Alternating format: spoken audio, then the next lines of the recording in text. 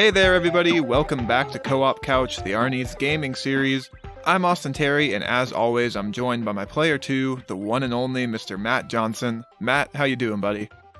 I'm doing well. Happy to be here. It's been a while since we talked about some games, so it's high time we jump back into that. We have a brand new game to talk about, so that's exciting. But other than that, excited for the long weekend coming up, so maybe more time to play some games in there that we might be missing out on. But either way, doing good. How about yourself? I'm doing good as well. Happy to be here with you talking some games. And welcome in, everybody. This is Co-op Couch, a monthly sideshow of the Arnies podcast, where Matt and I sit down to discuss the wonderful world that is video games. On today's show, we'll be discussing a couple of announcements and trailers released at Gamescom earlier this week. And after the break, we'll be discussing the newest time loop thriller, 12 Minutes. But before we get to all that fun stuff, Matt, what have you been playing lately? Well, been playing some kind of the normal ones. I know we've talked about before. Of course, you still have your Modern Warfare in there. Still have Outriders, which is fun, that we actually get to play some more of that, so that's exciting. But I guess the main one that I have to report on is I finally went back and finished the previous one, but then also the newest DLC for Assassin's Creed Valhalla. So I went and did Wrath of the Druids, which is the Irish campaign, and then The Siege of Paris, which just came out. So that's kind of my biggest thing to report on. I wish I had better news. It's kind of just more of the same. It doesn't really feel any different from England. The stories aren't very compelling, so fortunately I don't really have too much positive on that one. Well, let's dive in a little bit more, because I haven't had a chance. I fell off the cliff hard on AC Valhalla and really haven't come back to it, but I haven't had a chance to check out the DLCs, so kind of which one's been your favorite, and let me know your general thoughts overall. Yeah, the story DLCs I wouldn't really recommend unless you're just a diehard fan, and if more of the same sounds fine to you, then sure, I guess I would recommend it, but if you were hoping to do some cool stuff with the Ireland campaign and then the France campaign, of course, really kind of lacking. It's just not super exciting. The build-up doesn't feel like it's there. It feels like for the Siege of Paris, it should be a bigger deal, but it doesn't really feel that special. And then by the end, it's like, okay, I guess I can go back to England now. It doesn't really feel like a very good conclusion either. So that was disappointing. Part of me feels like they did that because they announced that they would be doing more DLC in 2022. So maybe they were like, I guess we don't really need to do anything too crazy for this since it's not the last. But the one place I can be positive is a DLC that they added that I wasn't even aware of is called, I think it's called the Mastery Challenge. And there is a little bit of a story that kind of goes along with it that's kind of cool, actually. But the main purpose of it is it's basically challenge rooms, kind of like in the Batman Arkham series, for example. And it just puts you cool. it puts you in different locations from around the game with really cool, different looking environments. And they give you specific tasks. So you can go through and just kill everybody in combat challenges or do the stealthy ones. And it's pretty easy, but where things get kind of fun is they introduced a medal system. So if you want to get the gold, then you have to do really specific kills or takedowns, and it gets pretty challenging, like some of the more challenging things I've done in a game lately. So I didn't even know they released that, but that was actually a really good use of my time. That was a lot of fun. Yeah, that's funny, because it sounds like a blast. And now that I'm thinking about it, it also seems like something that should have been like a staple of the AC franchise with the way like stealth and the combat works. It's kind of weird they just added it now. Yeah, it is quite strange. I didn't even think about it up until I saw that they added it. But yeah, you would have thought that would have been added earlier, but maybe now that it's here, maybe we'll get some kind of cool additions to that in the future. Maybe they'll build upon that, so that could be kind of fun. Maybe a co-op mode, who knows? I'm surprised Siege of Paris is a bit underwhelming, because from my like limited knowledge of Viking history, that's like a pretty big event within just the Viking lore of like the clans united and they tried to sack Paris. So I'm really sad to hear that it wasn't a big showing in the game. Yeah, and maybe I've just missed it. I don't think I did, but whenever you get to Paris, I was telling Austin, it doesn't really feel like that Siege of Paris. Like, there's already a Viking clan that's there in France, and they come to England to get Eivor to join. So it's not like you bring your clan or anybody else comes with you. It's just you join the small group that's already in France, and that's who does the siege. So it doesn't feel very grand at all. Well, I'm happy you had a chance to get back into AC Valhalla. I don't really have anything to report in terms of new games. It's been a very slow month for me. It seems like a very slow year for new releases. Luckily, we do have 12 minutes, which we'll be talking about later today on the show. But Matt, Gamescom was earlier this week. We got some new trailers, a few game announcements. Should we dive into some of that? Yeah, let's do it. Okay, so the biggest thing I saw that came out, and is a little bit controversial on Twitter, but Saints Row is getting a reboot. It's going to be releasing in February 2022 and takes place in a Las Vegas-type southwest town called Santo Ileso. Yeah, that's right. I think, I guess we can talk more about the controversy in a little bit, but I guess the thing that maybe people are kind of iffy on is it's a full-on reboot, so some of the fun characters won't be coming back, and kind of the big over-the-top gameplay and kind of the city design might not be coming back, so I guess people were kind of disappointed in that. But for me, looking at this trailer and kind of seeing that Saints Row flair that we all know and love embedded in this kind of different type of city landscape than we would normally get in a lot of games, it looked pretty fun. So this one comes out pretty soon, and I gotta say, I'm kind of looking forward to it. Yeah, I'm a huge fan of Saints Row 3. I know you are as well. The ones after that, I think, went too far with the over-the-topness. So honestly, when I saw this trailer, I kind of rolled my eyes and was like, another Saints Row game. But then when I actually started watching it, I was like, wow, this looks fun. The graphics look pretty impressive. The weapons look really cool.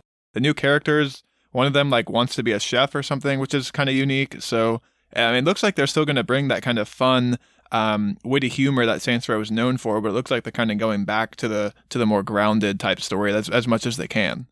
Yeah, I think that'll be cool, and I'm sure we'll be able to play it together too, so that'll be a lot of fun. Yeah, what are your thoughts on a kind of a southwest town? Yeah, it's kind of what I meant at the top. It sounds different than a lot of what we get with games. We get, even in the Saints Row franchise, we've gotten LA and New York style cities, and of course we see tons of those in other games like GTA and open world games in general. So doing something in not only the Southwest, but more of a Vegas-style town sounds like something that we haven't gotten a lot of and something that I'd like to play around in, so I think it'll be good. So what do you think? I mean, I mentioned it, but you and I love Saints Row 3. What are you thinking for a reboot? Do you think it's a good move for the franchise, or should they kind of stick with what works and go back to the over-the-topness? No, I think it's the right move. I think I had a blast with Saints Row 4, but I don't think it's a great game by any means. I just had a lot of fun with the gameplay. But I think most people like you are kind of like, yeah, I think this is a few steps too far. And not only doing a reboot, but doing one that kind of goes back to the core gameplay of the first couple Saints Row games, with some of that kind of fun quirkiness of something like Saints Row 3, I think seems like a good pairing. So it's one that I'm definitely looking forward to. I'm excited too. I think it's going to be really fun. I do have one request though. Please, even if there's a reboot, I still need some testicle punches in the game. Oh yeah, that's got to be there. I'm sure that'll be back. So another game, we got one that's been in development for a long time, also part of a very established franchise, and I wanted to kind of test the waters and see what you were thinking on this, because you and I have tried, I want to say 2 times with 2 different entries to get into the Halo franchise. We didn't grow up with Xbox, we didn't grow up with Halo, so by the time stuff like Reach and even 4 came out, that's kind of where we tried to jump in initially. And I know both of our thoughts were kind of like, yeah, there's a lot of good stuff in it, but I think maybe kind of that wave, that hype wave just passed us by since we never grew up with it and started with it. But I gotta say, there's something about Infinite, kind of switching up the gameplay to have a bit more of an open world while still telling this kind of cinematic story, and then combining that with the Halo multiplayer, which I've always liked in the past, but never loved, and then kind of throwing in some stuff here that looks like it might be extra fun. I don't know. And since it is Game Pass, it's kind of like no reason not to try it. My only question to you is, do you think Halo Infinite is even worth trying, or have you completely you're done? You're not even concerned with the Halo franchise at all? Well, I think the key thing that you said there is Game Pass, because you can get it, day one on Xbox for no extra charge. So I'll definitely be checking it out. The trailers haven't wowed me. The visuals, I think, have been really impressive in the trailers, and I know the early buzz on the multiplayer has been pretty positive, overwhelmingly.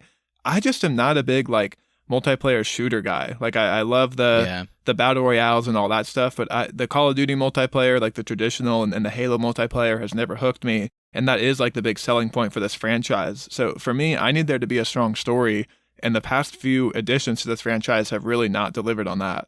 Yeah, that's definitely true. That's where they always lost me. So, I think I might give this one a try as well, just to see, because it hasn't been like that long since, I guess, Halo 5, but it still does feel like they're selling this one as a reboot of sorts. I mean, it's not called Halo 6 Infinite. They kind of are just rebranding a little bit. So if they're kind of rebuilding from scratch, I'll at least see how it goes.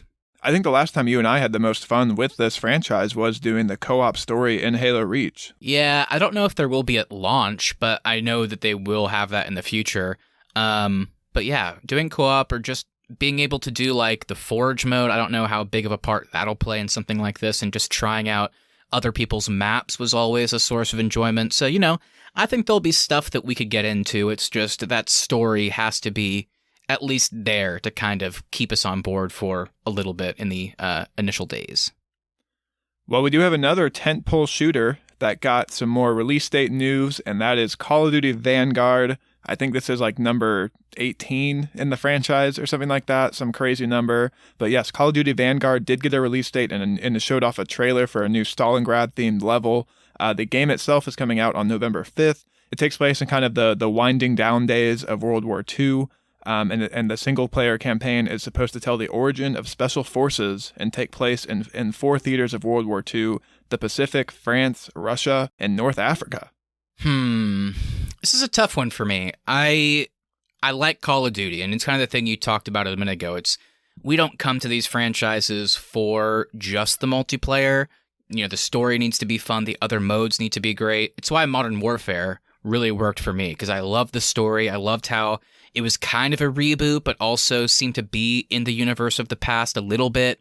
The multiplayer was fantastic. Of course, the introduction of Warzone was super cool. So that game was a big hit for me. And then Cold War, last year, I want to say it was. I don't even remember. The story was a botch, really bad. Multiplayer, not super fun. The other modes didn't really work for me. So Call of Duty really is so hit or miss for me with entries. And this one looks good. I'm a bit trepidatious. My only issue with it, and we talked about it a little bit, is just it's not this game's fault. It's just not only with the Call of Duty games, but so many other games, we've done the World War II setting. So I'm a little burnt out. I do like the idea of this one doing 4 different fronts, so there is going to be some variety with the settings and the characters. So that could be really cool. It's just whenever I hear World War II with these types of shooters, I'm immediately kind of turned off. So they need to win me over a bit more than something else would, because we've gotten so many of them in the past. Yeah, it's funny. Whenever I saw this announcement that Vanguard was going to be World War II, my first thought was like that soon? Because we just got another World War II one for Call of Duty like really recently, and it was pretty good and really fun. I will say, though, this one, while it is a brand new game, it feels slightly like a reboot and like a throwback to like the days of like Call of Duty Big Red 1, especially with like the multiple theaters and like the North Africa setting and the 4 different playable characters. Like, it feels like they are in a way going back to their roots. The elements they've revealed are pretty exciting to me. So you can play as 4 different characters, an infantryman in Africa, a paratrooper in France, a fighter pilot in the Pacific, and a sniper in Russia. So 4 very different theaters of war for the single player campaign that seemed like it's going to be fun. The lighting looked incredible. The gameplay, was your typical Call of Duty mechanics. There is a new mechanic called Blind Fire, which looks like it's going to be a bit of a game changer in multiplayer. And then also Vanguard is going to tie in to Warzone, of course, and at launch there's going to be a new Warzone map to play too. Yeah, so that's exciting too. That's just the cool thing about Warzone in general, which is it can kind of utilize the settings, the characters, and the guns, and just weapons in general from the newer games. We already saw that happen last year when they introduced Cold War. And that actually not only was a standalone, but of course influenced Warzone in some really great ways. Gave us the Rebirth map that I know Yumi and Keith particularly enjoy. So the idea of getting new maps in addition to a brand new game, getting a new Warzone experience is also a huge highlight. Yeah, and there's also going to be another new multiplayer mode, which kind of blends Battle Royale and traditional multiplayer together. It's called Champions Hill, and you can play in teams of 2 versus 2 or 3 versus 3. And each lobby can hold up to 8 teams. Every team has a total of 12 lives, and each map has an extra life in the middle. And in this mode, you will cycle through 4 different maps until there's a last team standing and all the other teams have run out of lives. Oh, that sounds cool. Okay. I like that. That sounds interesting. Obviously, 2v2 or 3v3 would be great for us to try out together, so that'd be something I'd be excited to try and kind of report on later. And the last thing I saw that is new for the development process of Call of Duty is of course, the development of Call of Duty is shared across multiple studios. This one is being developed by Sledgehammer, I think. But Treyarch is actually developing a zombies mode for this game. So it's the first time they've done two studios working on the same game at the same time. That'll be cool. I really loved zombies when it first started out, but it quickly kind of got a little bit old for me. So getting back into that, I think, is something I'd like to do. It was always fun. And yeah, and also it's not really this game's praise for it necessarily, but the idea that we got Cold War last year, now we're getting this one. I'm pretty sure that means Modern Warfare 2 comes next year. So already getting excited for that. Can't wait. I was surprised that we got a new one this year. It really seemed like this was going to be the year they took one off. But nope, November 5th, new Call of Duty. Yeah. Go get it. Oh boy. Yeah, so another one I just wanted to mention real quick. I don't have a ton of information on it. They didn't really give us too much, but that's okay. It is Marvel's Midnight Suns. We've gotten the new Spider-Man game, the new Avengers game, so here's a new studio tackling this one. It's from the guys that made the XCOM game, so this is another tactical RPG. We don't really fully know what that means in the context of this game yet. All they've really said is there's going to be some things that carry over from the XCOM games and some things that are completely different, but look, I'm a simple guy. I see Marvel, I get excited. And the Midnight Suns, that group of characters in particular, super cool. Kind of getting into the more darker and mystical side of the Marvel universe is super cool. Getting Doctor Strange, Ghost Rider, Nico Minoru. We're getting different versions of Iron Man, Captain Marvel, Captain America as well that fit into that. Getting Blade. So just seeing these characters working together to face off against a mystical threat is something I'm super excited to do. We don't really know too much about the gameplay, but I think either way I'm going to want to at least give it a try, even if it's something that I'm not super familiar with, like XCOM. Yeah, I saw that announcement and read through it a little bit, and my only thought was, this is a game for Matt, because I'm familiar with Marvel, but I don't know who the Midnight Suns are, but I had a feeling you would. And it's also fun because of the whole, thing for years with Fox, Disney, and the MCU. We couldn't get, Fantastic Four, couldn't get X-Men. So it's always fun just to see a video game where that doesn't really apply as much and just see Wolverine effing around with, Iron Man, and that group is something we don't get a lot. So it's also just kind of a fun thing, too. Another trailer I saw that I think they wanted it to look fun, but really just looked confusing and wild and out there is definitely the wildest trailer, I think, at Gamescom this year. But that is Doki 5. Did you see this trailer? I did, and I had no idea what was happening. Yeah, neither did I. It's like a mix of Pokemon, K-pop, The Sims. It kind of looked like some of the Wii City games too, where you can go surfing and snowboarding and all that. You play as a kid, it looks like in the trailer, and there's mechs for some reason, and then you're also collecting these I think they call them Doki animals. I don't know. It's Pokemon and K-pop is really what it seems like. Yeah, the thing that struck me is it looks like so many things in one. So, if they nail it, that could be cool. The fact that, a whole bunch of different people could find something to love in this world, that's obviously a cool idea. But, I don't know, after watching that trailer and seeing the insanity, I'm kind of leaning more towards, jack of all trades but master of none. So, we'll see. It's a lot to offer. I'm not sure if they'll be able to nail it, so... And I still don't even know what it was. So, I don't know. It's funny, I don't even think the studio knows what it is either, because the developer called it an MMO 5 days ago, and then recently the studio came out and said, no, this isn't an MMO, and they've since removed any references to MMO on their website or any of the promotional material. Oh, good. That's a good sign. Oh, God. So there you have it. There's a bunch of games they announced at Gamescom. Tons to look forward to in the future. But right now, of course, it is time to talk about something that we already have our hands on. Before we get into that, let us know on Instagram @the Arnies which of these news stories were your favorites of the month and what you wish we had included. But let's get into the main topic of this month's show, one of the most anticipated games of the year from Annapurna Interactive and Xbox. It's 12 minutes.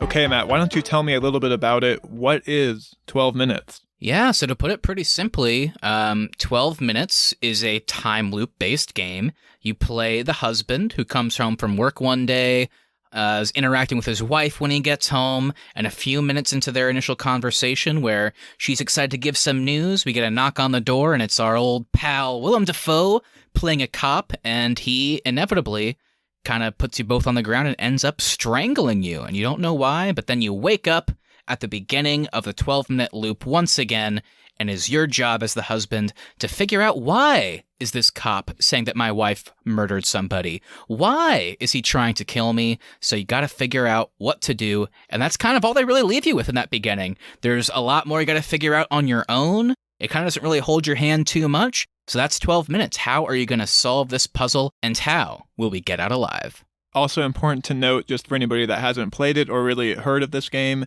it's like a top-down point-and-click game, so there's not a whole lot of mechanics. It's really more a narrative-driven adventure. Yeah, like literally I was looking through one of the option screens, and I saw you could look at the controls, and I was like, why do they even offer that? So I clicked on it, and it was literally just a picture of the A button.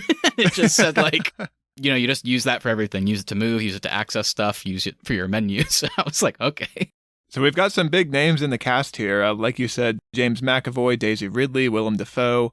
What did you think about their performances, and how was it playing a game with these caliber of actors involved? I mean, it's cool. I mean, it's always a cool thing to see video games kind of get more, I wouldn't even really say talent, because, I mean, there's so many great voice actors out there, but I do think every now and again, seeing something like this does give a bit more like credence to the artistry in a way. I think it kind of legitimizes games, so that's always cool to see. As for the performance themselves, I think maybe with the exception of Willem Dafoe, the husband and wife could have been played by any voice actor or actress. I don't mean that as any disrespect to them. It's just you have both of them doing American accents, so you very rarely are able to even tell that it's James McAvoy or Daisy Ridley, which I guess is good.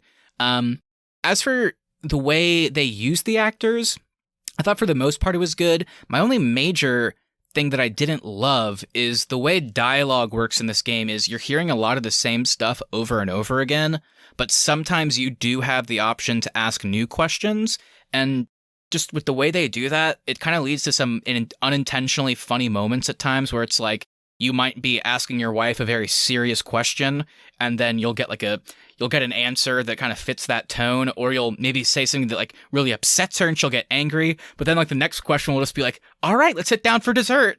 It's like, yeah, because of the way the dialogue works, and it kind of makes the performances seem worse because of that, when in reality it's not their fault.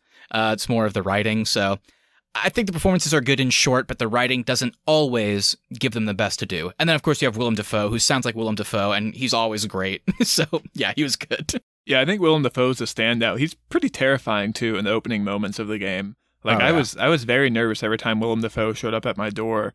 I was pretty blown away with Daisy Ridley's American accent. Like, yeah. I couldn't pick up any hint of Britishness in there at all. Yeah, James McAvoy, if I didn't know that it was James McAvoy or Daisy Ridley, I think the only thing I would have said as the credits rolled would have been the guy that played the husband must not be American, because occasionally he slipped into some weird words. But with Daisy Ridley, I would have said, yeah, I guess it's some American actress. I don't know. I had no idea it was her. So this is, in a weird way, a puzzle game as well. You do have to figure out how to advance the story on your own, and there's not really any hand-holding. You're just kind of thrown into it. You do get kind of this little rush, or at least I did, every time you solve a puzzle and get a new piece of the story kind of unfurled in front of you. What was kind of your first like aha moment of the game as you were playing through? And then did you have any like favorite mechanisms to answer some of the game's questions? First aha moment, that's a good one. I'll let you go first with that as I think on that. But the one thing I can say, the one thing that I thought was implemented super well that I guess it was kind of an aha moment, but not really. Whenever I walked into the closet, one of the first loops, and I found the phone, I was like, okay, how does the phone play into this? And then, of course, after a little bit, I was like, I guess I'll call 911 and see what happens. And then, of course, you can do that and talk to the emergency services, but they won't be there in time is the point. So it's like, okay, well, if I can use the phone, and now I've dialed 911, it just gives me like a speed dial for 911. So I was like, okay, if it's giving me speed dial options, then there must be other phone numbers I can get. So that was kind of the first time, I guess I wouldn't call it an aha moment, but it was the first time where I was like, I had a specific goal in mind. I was going to go through a couple loops with my primary focus being trying to go through dialogue or trying to find phone numbers, trying to ask questions that could maybe give me somebody new to call. And then eventually, whenever I was able to subdue the cop and it was like, oh, they have a phone. Okay, I'll go through their messages and call those people because I know then it will save it on my phone and then I can actually play around with it. So that was the first time where I got really excited about like, my goal is strictly getting numbers to see how that might influence the gameplay. Wow, you connected those dots way better than I did. I found the phone pretty early on, and once I called 911, I just thought it was like a red herring to enforce the 12 minutes time frame. So I just like totally forgot about the phone. So when you get to the point where you have to find the cop's phone, like I added to my inventory and then didn't even think to try it after like 5 loops. I was like, I cannot get this thing to advance. It took me forever to think about the phone again. Yeah. Yeah. I mean, you asked the question, I couldn't really think of a good answer, but did you have what you would call your first aha moment where things kind of went from a bit of a standard time loop to where you kind of felt like you were in a bit more control and knew what to do? Yeah, I think the biggest one early on for me was actually being able to convince your wife that you are in a time loop. I didn't think that game was going to have this element in there. I thought it was just going to be nobody ever believes you and you're kind of on your own. But whenever you're going through the dialogue and you're like, I'm in a time loop, let me convince you. When I realized you could show her the present to try and convince her, but that still didn't work, I was knacking my brain like crazy. And then when I finally thought to predict the lightning and the game actually advanced and she became convinced that I was in the time loop, that was like the first moment where I was like, oh, okay, there's like a lot of really different things you can do in this game. And it became really fun and kind of sucked me in right there. Yeah, I think that was probably similar to mine. Whenever I could actually broach that topic that I'm in a time loop and then go, well, how would I actually know that? I did remember asking myself that directly. I was like, I know I'm in a time loop, but how do I actually convince her? Like, now that she's like, okay, go get me proof, I was like, well, what do I actually use? And I did have a moment where I was just like walking around trying to think of how to prove it. And it was kind of cool because it's kind of like what it would probably be in real life if you found yourself in that situation. It's like, well, I know I'm in a loop and I have to convince you, but what can I use that's actually available to do that? And then the one that I did initially was, because initially you have to show 2 things. So I did the weather, like, oh, it's about to storm, and then use the gift, the baby clothes. So I was like, okay, this is pretty cool. Like, it actually forces you to prove something, which isn't something you do a lot in games. So I was curious to see if we felt any of the puzzles were poorly designed, because obviously there is a ton of things you can actually interact with in the apartment. There's a bunch of different ways you can combine objects, so it kind of almost seems to double your options at times. So there's a lot of different puzzles with not a lot of solutions. So I wanted to see, did you like that? Or did anything that you have to do feel like it was not well made? Or did you think that everything was presented pretty well? I thought the presentation of everything was really great. The thing that I got a little frustrated with was there was multiple instances where I didn't hit the exact point in a conversation to unlock the next chapter, but I already knew the answers. Like early on in the game, I came in, it's partially my fault because of the way I chose to play it early on, but I already knew there was a twist to this game, so I was trying to get ahead of it. And so first thing I did was pick up the knife and undo all the vents. And so I found the watch really early on, but because I hadn't gotten that far in the actual conversations, I couldn't advance the story. I had to still sit through everything, even though I already knew some of those answers. Yeah, I had a big moment like that towards the end of the game. Whenever there was this topic of who, once you kind of get the cop onto your side and convince him of both of your innocence, it was like, well, who's the nanny? And then going through several loops, it's like, okay, there was a nanny, there was a son born of infidelity with the father that died, and then it's like, what was the name? And it took 3 more loops after that to actually figure it out, and I was like, it's Dahlia. it's the baby gift. And I was literally dragging the baby gift on the cop in a way to I'm trying to ask you if this is right. But I guess kind of the same thing that you were saying is it wasn't time to do that yet. So I had to wait a few more loops. And that's the only thing that I thought was poorly designed in the game too, because it forces you to question yourself in a way that I don't think is intentional. Whenever I know the answer, like Dahlia, I'm trying to drag the item onto the cop to, make some new dialogue. But since it's not time, it makes me go as the player, I guess that was wrong. So in the next loop, I just won't do that. So there was a few times when I was playing this game where I was like, well, I guess I did that thing wrong, so I guess I'll do something else. When in reality, I just had to try it again at a different time. Same thing at the end when it was like, how do I end this game? Like, how do I roll credits on this? And I was just trying new things, trying new endings, and nothing worked until I just went back to talk to the father again using the watch and just picked a different dialogue option. And I was like, oh, that was all I had to do. I just spent like a couple hours like trying to do something else in the apartment, when in reality I just had to do a different, dialogue thing. So there was a couple instances where, kind of like you said, I just felt like it was forcing me to question myself, but I don't think that was the point of the game. Yeah, and there were some moments too where I wanted to do something that I knew was possible. Like, I'd already interrogated the cop and shown him the photo that proves your wife's innocent, with him tied up and the wife knocked out. And so after I'd convinced the wife of everything and we were both waiting to talk to him, like the cop came in and before he could even do anything, I was trying to give him the photo to just like kind of get ahead of stuff. And it still made me go through all the dialogue again, have her convince him that she's innocent. And so it's just like little things like that where it's like, we're going to arrive at the same point regardless. So I wish there was an option for like my, I guess, cleverness to kind of like be a bigger part of this game if I've already figured out a way to kind of get through some of this. Yeah. And we talked about presentation a little bit. That's kind of also where it comes into play for me a bit more on the negative side, which is towards the end of the game. I don't know about you. It might be worth talking about, but there comes a time late in the game where it's just kind of towards like the nanny conversation, the son, the monster, all that stuff.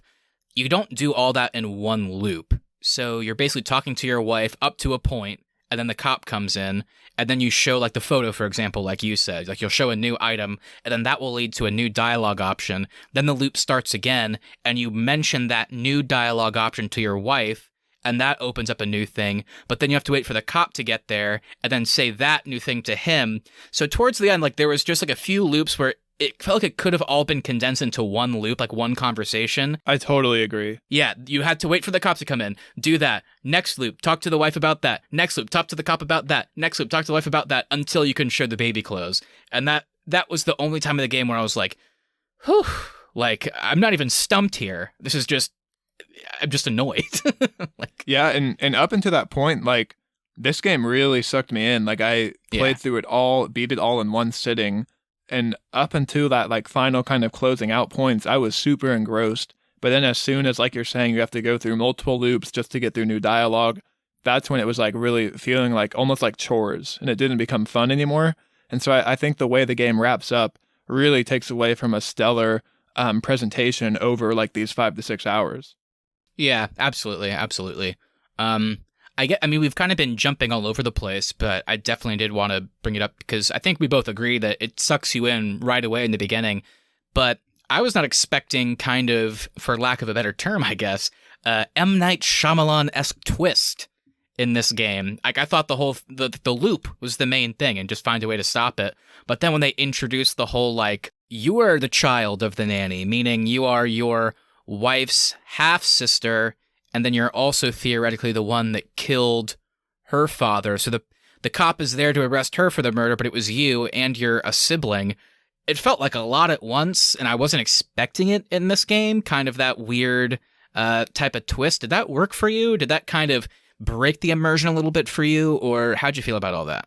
I feel like there's almost like 3 twists in this game. There's like the first twist where the wife reveals, yes, I did kill my father. Then there's the next twist, which is why Willem Dafoe is involved and what his motivations are. And then the third twist is you finding out that you're the brother and you and your wife are siblings. And that third twist did not work for me. I was really into the first 2 twists. I was like, oh, this is cool. They found a way to humanize Willem Dafoe's character. The first twist I thought was interesting because it's like, this is my wife. I'm doing all this to prove her innocence. And so I was like really bought into these motivations. And then as soon as it did that third twist where it's like, oh no, we're siblings, how do we get out of this? Like, that's when I was kind of realizing like, oh, we're not headed for a happy ending really at all in this game. Like, there's no way for this game to end with you feeling good based on that third twist of you being siblings. And I was really bought into the first 2 twists and into the motivations and really down with like, I'm going to get my wife out of this situation and prove her innocence. And then that third twist just really kind of took away from what I thought the first like 2/3 of the story were really great. Yeah, it's honestly a bit comical. I mean, the way you just said it was with a straight face is I think how the developers want you to, but it doesn't really pass the smell test. I mean, the way you just said it right there is the first twist is, oh, I'm trying to prove my wife's innocence, but it's actually I'm not supposed to. She did it. It's like, that's pretty cool. Second twist, like you said, is the actual reveal of why the cop is involved. Turns out he was like the protege of the father. It's like, oh, it's actually kind of interesting. And then Willem Dafoe's performance gets even better. I'm sure you would agree at that part. Like whenever he stops being kind of like the, like really scary guy and gets a bit more kind of down to earth and doesn't really want to do what he's doing. It's like, wow, that's a really great performance. Great twist. And then the third twist is that you and your wife are siblings. It's just, that does not fit into the other two things we just said. Like, it's just weird, a step too far. And the game could have justified it by the end a little bit, like in the closing moments, but I don't think they really did. So, I don't know. Yeah, I agree with you. That one twist did not work for me either. And I really thought there was going to be a way. I knew going into this game that there were multiple endings. And so I figured like, okay, there's probably an ending that's really dark. There's probably a happy ending. And so the whole game I was playing for like, I want to get the happy ending. And then with that twist, it's like, oh, there's no way for this to end happily. Like, I'm not going to feel good. Like, I felt really gross playing this game as soon as I got that twist. And it just really kind of took me out of it. Yeah, the only saving grace is that you, the player, don't know that information. So thank God for that, or else it would have been really bad. But you are right, because then once you know, I mean, there are certain things you can do that kind of like, I don't want to be doing this. Like, it's forcing you to like still try and reconcile the situation, which is obviously a hard thing to do. And like the whole kind of the way the hypnosis plays a part in, it's like, well, do I want to forget this and just keep doing what I'm doing? So I agree with you. It feels like there should be an ending where things feel like good, but it's a good way you put it there. It's just like you kind of credits roll in this game and you kind of just feel a little gross. And I don't know, like I didn't feel that way at the beginning of the game, so I don't know why they would do such a dark twist like that. Like, I don't know what the purpose was for the concept of the story. Like, I don't know what that really added. It just made me feel kind of not good. Yeah, it's weird. I kind of like the way you put that, because in the first half of the game, even though there is dark stuff happening, it's still weirdly a pleasant experience. Like, you're dropped in to this nice romantic evening with this couple. They just found out they're pregnant. Like, they're excited about all that fun stuff. And so there are these like really pleasant undertones. You can dance with your wife if you want and like put on music and have dinner. And so like it stays really pleasant until you really find out that you're siblings. And so the whole time I felt like in the first half of the game, I was basically fighting to maintain like the happiness that it seems like this couple has. And then that the final twist was just kind of like, well, there's no way to get back to that. So like, I don't understand why I would even want to really get to the end of this game. And even if like somebody's playing it and they don't think it's a pleasant experience, like you put it, I do think both the husband and wife are very easy characters to root for the entire first half, because once you find out that she didn't do it, that someone else did it, that's when the game was the most compelling for me, because then even the cop is on your side. And it's like, oh wow, now I'm rooting for all these guys. At one point early on, the cop's like, all right, I'm so sorry this happened. Like, I shouldn't have done this. I'm going to go find this person. Like, don't you worry. I'm going to make this right. It's like, I can root for everybody. This is awesome. And that's awesome in a video game whenever you have agency over those actions. Like, you're not only rooting for yourself, the player, but for the character. And then you're right. It just kind of falls apart in the end, unfortunately, at least in that regard.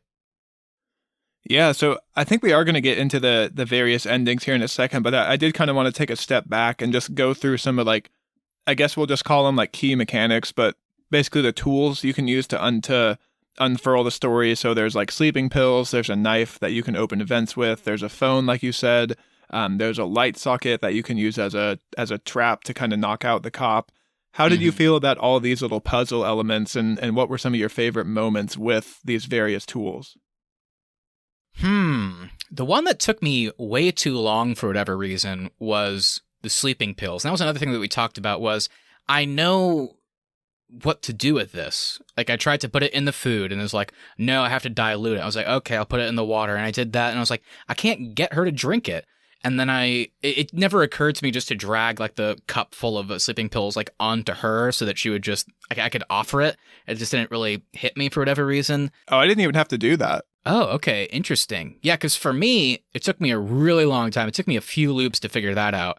And eventually I was able to get her to take it after I offered it to her. Then she would go to bed, and I had to get a little bit of help figuring out how the light switch, because I was like flipping it on once and everybody was commenting on it, and I was like, okay, great. But then once I was like, okay, I got to do it twice, and then somebody gets knocked out, I was like, perfect. And that first time I was in the closet watching the cop come in, he sees her laying on the bed sleeping, and then he goes in, flips the switch, and passes out. I was like, got it.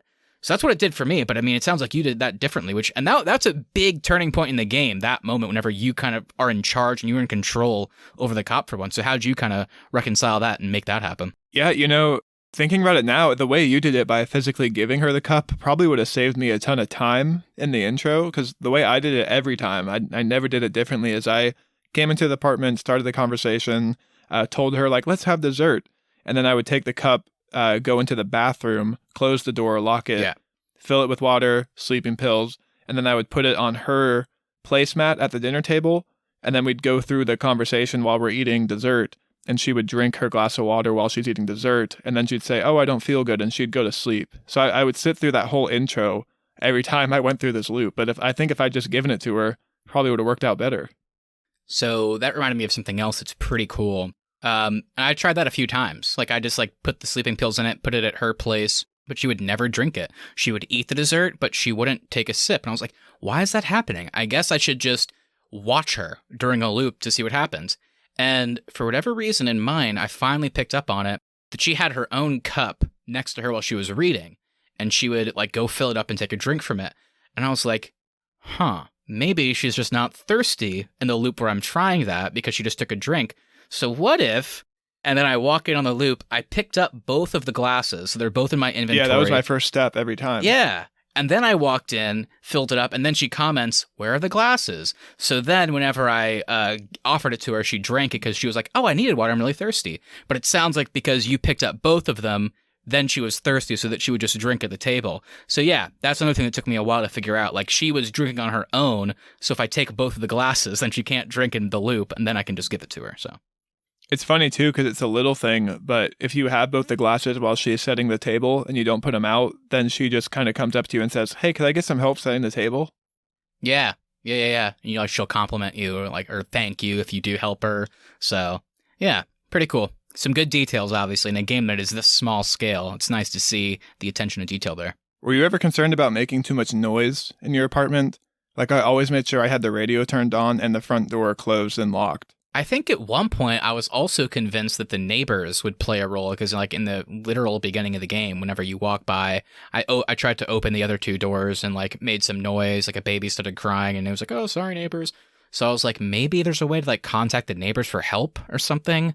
So I wasn't really concerned about making noise, but of course that never ended up playing into it at all. Did you ever try to fight the cop with the knife? Yeah, and that was another cool thing with the details, is if you just do it head on, it's a pretty quick down. But then I tried it from behind once whenever he was kind of occupied trying to get the wife on the ground. I did it from behind. I actually did stab him in the back, but then he's able to kind of react and take you out anyway. So it wasn't until I had him on the ground after the light switch that I was able to actually attack him. You can have some pretty brutal fights too with him. There was one time when I waited in the bathroom for him to come get me, and I ambushed him from the shower, and I literally got the knife in his stomach. And as he was bleeding out, he pulled out his gun and shot me. So, there's a lot of very different ways that fight can play out. Yeah, I didn't mess around with that too much. I was basically in the closet or just happy that he was there because I could try something new. I'm not going to lie. I spent a lot of time trying to kill Willem Dafoe in this game. I did too, because I was convinced it was there must be a way to kill him. And if I kill him, then I'll finally be able to maybe talk with the wife about something else. I'll have a different dialogue option. So I spent a while trying to figure out a way to get him out of commission too, and it never worked until he was on the ground and I shot him in the leg to try and force him to cooperate, and then once he gave me some information, he bled out. Okay, so let's go back now and let's get into the endings of the game. I think there's a total of 6. I got 3 of them on my first playthrough before I actually rolled credits. What was the very first ending you got on the very first time around, and then how do you feel about some of the various different ones? I think the first technical ending I got was the alone ending. So the alone ending is basically, you've already had a scene where the father and you were having a conversation. It's where you kill him. And at that point in the game, you're led to believe, oh, this is a flashback to when that actually happened. And then later, You go back to a similar type of room, but now the person in front of you is still Willem Dafoe's voice, but he looks like the cop now. So it's like, okay, what's going on here? But he's still talking to you like he's your father. So at one point he gives you an offer. He's like, look, I know you didn't know. I know the situation's terrible. It's so messed up. But I just don't think you can be with your wife anymore, who's your half-sister. You just can't do that. So what are you going to do? And I think at one point I was like, I guess I'll try and figure it out. And so then I went back into the loop 2 different times. And on one of the loops, I just came clean to the wife about everything. I told her everything. And about the sibling thing. And then she was, of course, disgusted, naturally. And I tried to take the blame for it, even though I was like, look, I didn't know, but I'm so sorry. We'll figure it out. And she leaves. She's like, I can't do this. And then she leaves. And I was like, okay, that didn't work. And that's the confess ending. So that was the first one I got, was if you come clean to everything, eventually Willem Dafoe will show up and you'll come clean to him. And he'll decide to let you live. But he says, like, I found you once, I'll find you again. And then they both leave. And then, so that's the confess ending. That was the first one I got. So that's the first one I got then too. Yeah, so I got that. And on the second loop is when I came clean to that as well. And then even told her like the opposite. I was like, I'm sorry, this was an accident. And then he comes in and confesses. Yeah, so I got that. And so then eventually I was like, okay, nothing I'm doing is working. So I guess I need to go back to that father conversation and try and figure out something new. So then when he gave me the option, what are you going to do with this information? And I said, I'll leave her and don't worry about it. It's over. And then at that point, the father actually apologizes to you for like putting you in this position. He hugs you and like you both like cry or whatever. And then the credits started rolling and I was like, wow, that's disappointing. And then the game just starts again. And I was like, this sucks. But then I was like, oh, that's interesting. And then I walked out of the elevator. I noticed that there was no doors on the side like they were in the beginning. I was like, huh. So then I walked over to open the apartment door and it's completely empty. It's the exact same floor plan of the like main apartment in the game, but there's no furniture. There's nothing. And I walked around for a little bit. This is the alone ending. This is an ending where you left your wife, left the baby upon hearing this information, living alone. And then after kind of messing around in the apartment, the only thing you can do is open the vent again, interact with the watch, and go back to do that conversation again. So did you ever encounter that one? Was that ever an option for you? I never got that alone one, but that sounds horribly depressing, seeing the empty apartment and everything. So I'm kind of glad I didn't get that one. And that one does roll credits. Like that one it feels a bit more final in a way, because it's like, I guess this is an actual option. So, but I didn't know what to do at that point in the game. Like after I did the confess ending, I was like, I guess I just have to go back and pick the other option to leave her. Like, I don't know what else I'm supposed to do. So, what did you do? If you didn't get that ending, what was your kind of next step after confessing? Yeah, I never got the alone ending. Like I said, I got the confessed ending. And then the one that I got that actually rolls credits is I think it's called like the Ignorance is Bliss one, but essentially it's, did you ever interact with the book that your wife is reading at the very beginning? Yeah. So it's kind of similar. If you interact with the book, she tells you this quote from the book, and then later on, when you look at the watch and go back and are interacting with the father, that same book is in that room, and you can click on it. You'll say a quote from it. The dialogue with the father will actually change, and he'll offer to wipe your mind. And if you agree to that, he wipes all memory of that night. The credits roll, and then the whole game, all your progress starts from scratch from there. So that was the last one I got, because like I said earlier, I was just so confused on what to do. After confessing, after getting the alone ending, I was like, okay, I guess I'm just supposed to go back to the apartment and I'm doing something wrong. And the character even comments on that. He's like, how is the loop not over? Like, I've done everything. I did everything right, I thought. And so at this point in the game, I feel like maybe this is what the developer wanted me to do. At this point, I just kind of gave up and I just started doing totally random stuff. It was almost like the movie Groundhog Day with Bill Murray. Like at one point, halfway through the movie, he just starts like killing himself. He's like, who cares? Like, I don't know what to do. So I was like, okay, I never called the cop's daughter to tell him what was really going on. Maybe doing that will give me some option I never had before. So I did that, which forces the cop to never even enter the apartment. And then your wife just offers to go to bed, and I did that, and I was like, well, that didn't do anything. So I did that one too, but I think I did it slightly differently because you get an achievement called Groundhog Day, but or the achievement is have a perfect day, that's the description. And so you can do all that, you call the daughter, tell her what's going on, Willem Dafoe never enters, but then you have to go through the whole day as if it was a normal evening. So you have dinner, you're excited about the pregnancy, you dance together, and then you basically go snuggle in bed, and then the loop resets, and that's the Groundhog Day achievement, and it's also the Have a Perfect Day ending, which I kind of want to go back as a character and get that ending without learning about the sibling stuff, and I just wonder if it feels different. Yeah, I guess you'd have to do that earlier on. Like the second you got the daughter's phone number, you have to do like on the next loop before you find out about the sibling, and then that ending might be kind of cool. But when we got it, it was like, ugh, this is gross. Yeah. And I tried a bunch of other shit. Like at one point, I was like, I'll just tell the cop that she did it. Like I don't even know what to do anymore. And then he kills her, and I was like, obviously that can't be right. Oh, that's the coward ending. Yeah, I was like, I'll just try everything that I haven't done, I'll do, and maybe something crazy will happen. And of course, none of that worked. This is what I was talking about at the beginning. Then eventually I was like, okay, gosh, this is taking forever, way longer than it should. I'll go back to talk to the father again and pick some other option. And that's when I finally clicked on the book, got the new dialogue options, which opened up the opportunity to get the hypnosis endings, which I guess are the true endings based on the way the credits roll. So what we've just ran through, those 6 different endings are the only ones I knew about. But today I was actually looking through some stuff for this game to prepare for the episode, and there is a 7th ending. It's just called the Listen ending. You can only do it on your very first loop, but essentially all it is you enter the apartment and you don't do anything. She comes out, she talks to you, she says, I've got a surprise. You sit on the couch, you chat about your day and that sort of stuff. And if you literally just go through everything, you don't select anything, don't do anything, you just sit there and listen, eventually it'll get to a point where she's like, I think I have something I need to tell you because we're about to have like a big change in our lives. And she'll actually go get the watch from the bathroom. She won't show you the watch, but she'll go get it and say, there's something I did in my past I want to tell you about, but I don't want to tell you here. And then she'll get up and she'll say like, follow me. And then she'll go leave the apartment. And of course, if you leave the apartment, the loop resets. But that's the Listen ending. That's cool. But yeah, I mean, I guess this is a good spot to talk about it. We've talked about a bunch of the different endings, but I think one that we should definitely spend a little bit of time here at the end of the show is the main ending.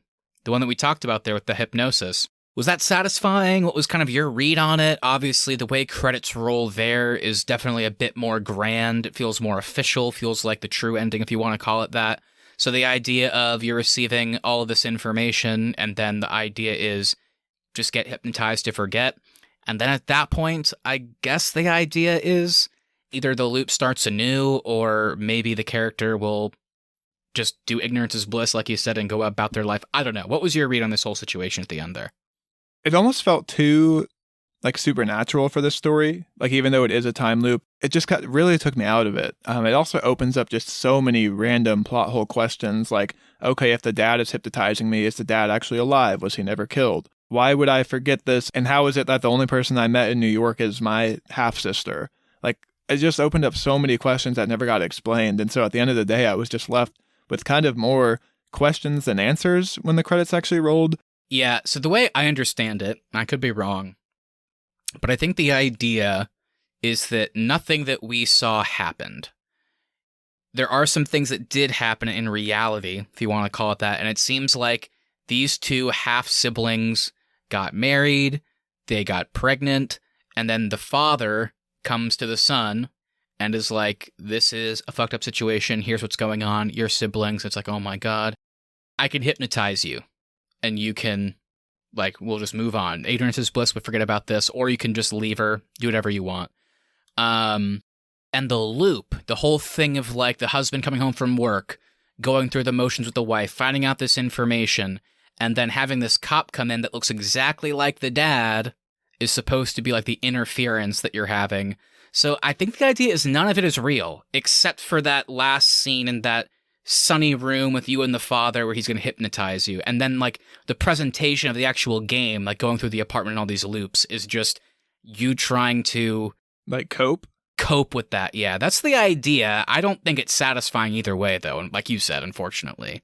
It really sucks, too, because I think a game like this really does have to stick the landing with the ending, because the presentation, the mechanics, the time loop, figuring out the puzzles, all of that is really satisfying, really fun, really engaging. You have a ton of agency in the actual decisions and choices in the game, but then that last, like, 30, 45 minutes of the various options you have at the end, we've already talked about it, you feel gross, but then you just feel like not very motivated to finish the game, and it does kind of leave you feeling a little hollow once the credits do roll. Yeah. It's also just confusing because it's like, so if I'm getting hypnotized, there's no dialogue that clarifies what the game plan is after that. It's like, do I just then leave? Do I get the alone ending after that? Do I just go back to her and like the father never says anything? So even though there's so many options at the end, it doesn't feel 100% conclusive. So I don't know, a little bit strange. Overall, though, I know you and I both have issues with the ending, but as a full just kind of gaming experience, what are your general like closing thoughts on 12 minutes before we get out of here today? Yeah, ultimately, my recommendation is it's a game that'll probably take you a few hours. In Austin's case, he did it in one sitting. I did it in two. So it's a fun, quick point-and-click experience. And for the most part, particularly the first half, really engaging story, really fun gameplay elements, which makes you kind of feel super creative in the way that you go about things. So major props to that. My only negative, and it is a big one, it's just how kind of the second half plays out. Once you get a lot more information and it feels almost like an M. Night Shyamalan twist just for the sake of having a huge, like, weird twist like that with the whole sibling thing. And then the way that ultimately culminates in the end with this weird hypnosis being the true ending thing. It didn't really feel like it went along with the first half of the experience. It felt like two separate things. So, I think it is worth trying. Maybe it'll work for you, but either way, I think the whole loot-based gameplay and the mechanics in the first half is worth at least trying it out. I think I agree with everything you just said. The only thing I would add is, especially if you have Game Pass, it's free on Game Pass right now. It's a very unique game. I haven't played anything like it. So if you want a new gaming experience with a fairly interesting story, I would highly recommend checking this one out, especially if you have Game Pass. And I think on Steam, it's like $39.99, so you can play it there too.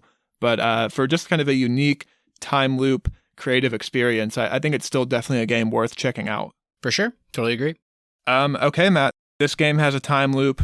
What are you thinking for other games that can utilize this time loop mechanic? That's a good question. I'm not sure. It's a tough thing to do. I think there's a reason why we don't see a lot of these, because it can be very obviously repetitive. And how can you structure a game, structure a story, make the gameplay feel kind of consistently good when you're just doing loops like this? And it's pretty tough. And we saw in this one that sometimes it worked, sometimes it didn't. And what would be the perfect game with this formula? I don't know. But I am really excited for next month, jumping into Deathloop from Bethesda and Arcane, which is an action game that kind of utilizes this similar formula, but in a very different way. So, yeah, so more games are trying it, so that's kind of exciting, I guess. Maybe eventually we'll get one that feels very consistently great throughout. Yeah, I was actually just thinking, like, we haven't really had a fun shooter that utilizes a time loop mechanic, but then you said it, we've got Deathloop next month. I'm excited to check that one out. I would also just really love to see if it's possible to do like an open world time loop game. I don't know how it would work at all, but I would be really curious to see those two genres kind of blend together. And then also just a game based on the movie Edge of Tomorrow, I think would be really fun too. Yeah, that'd be awesome. I'd love something like that. I guess it is one thing when it's a movie, when it's like 2 hours and like they can kind of skip some of the loops, and then in an actual game, which is however long, like how do you make it fun and interesting? So that's kind of the question that we'll always have, but for now, I think they're kind of making steps to doing stuff like this. And Deathloop, I've heard, is more of like a day-night cycle type thing. There's like 4 areas, and like you can do however much you want. Like there's no timer. You do however much you want in one area. Then when you're ready to move on to the next one, you move on, and it like moves a few hours. And the whole goal is just to kill 8 assassins in one loop. So it seems like that one's a bit more gamified, if that makes sense. Like they're kind of tailoring the experience for a game so it doesn't get so repetitive and boring. It's not until you actually get killed that you start over at the beginning. There's checkpoints along the way. So that one might feel a bit more like a traditional game, which in the context of what we're talking about might be for the better. Well, I'm glad you brought up Deathloop, because that's a great way to close us out, because next month on Co-op Couch, Matt and I will be getting together again to break down all things Deathloop. We've both been so excited for this game. It's been delayed. We can't wait to play it, and that's what we'll be discussing next month. As for the rest of our podcast, this, of course, is just a sideshow of our regular Arnies podcast show. Earlier this week, we put out an episode on the Pirates of the Caribbean franchise. Last week, we put out an episode with just a random movie bracket. All the movies that we selected were random. All the matchups are random. We had a ton of fun putting that one together. And if you're new, For the most part, we mainly do movies and TV reviews on our main feed. Then, of course, we do have this monthly gaming show that we call Co-op Couch. And with that, I think that's going to close us out today. Thank you so much for listening. At the Arnies is our social, and the Arnies.media is the website. And we'll be back next month for Deathloop. Yeah, so shoot us over a DM at the Arnies on Instagram. Let us know what games you've been playing that you've been really enjoying. Let us know your thoughts on Gamescom. And of course, what were your thoughts on 12 minutes? Did it work better than it did for us? Did it feel like a cohesive experience throughout? Did you like the twists and turns? Let us know. We'd love to hear from you. All right, everybody. Have a great week, and we'll talk to you soon. Player 2 disconnected.